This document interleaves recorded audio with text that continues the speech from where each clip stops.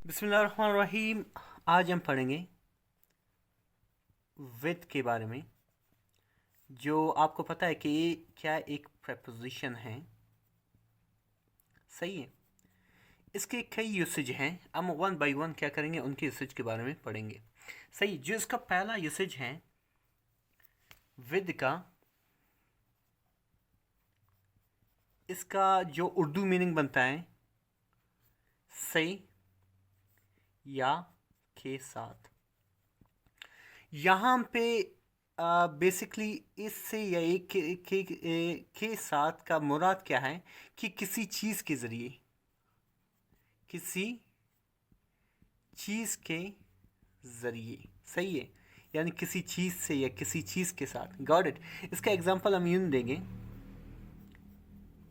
E killed him with a gun. उसने क्या किया, उसने उसे बंदूक से या बंदूक के साथ मारा। Got it.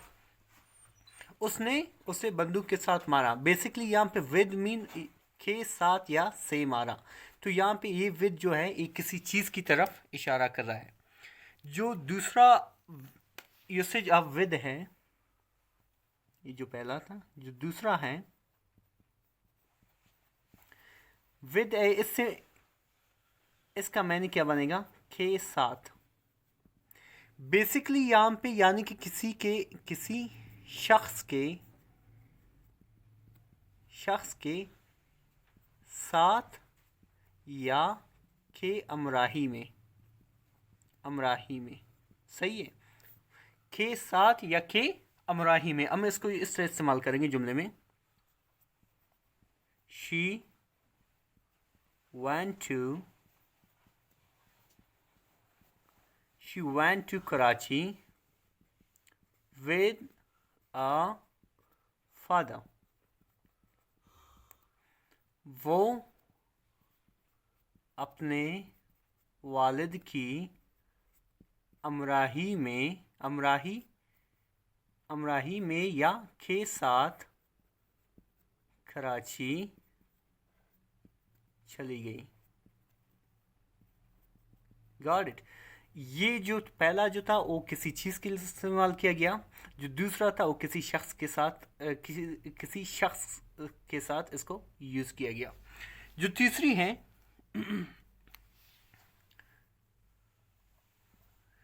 तीसरी है विद का यूसेज, वो है के पास। सॉरी, के पास मीन यानी कि किसी की मिल्कियत